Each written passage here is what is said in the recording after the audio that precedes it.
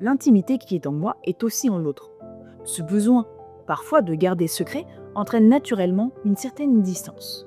Mais cette distance n'est pas un mur, au contraire. Elle permet de protéger la relation.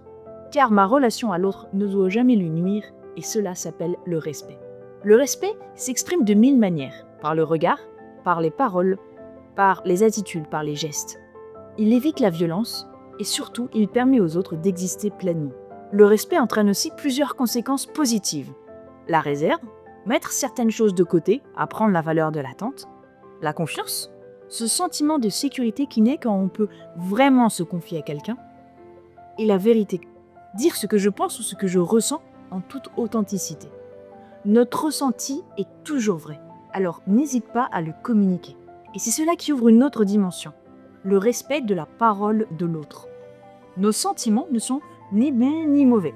Ils peuvent être agréables ou désagréables, mais toujours précieux. Ils nous aident à prendre conscience de ce que nous vivons.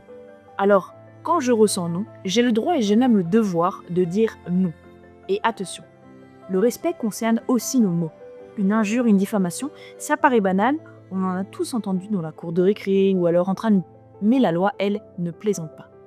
La diffamation, c'est toute allégation qui porte atteinte à l'honneur ou à la considération de quelqu'un. Et que ce soit en public ou en privé, c'est puni.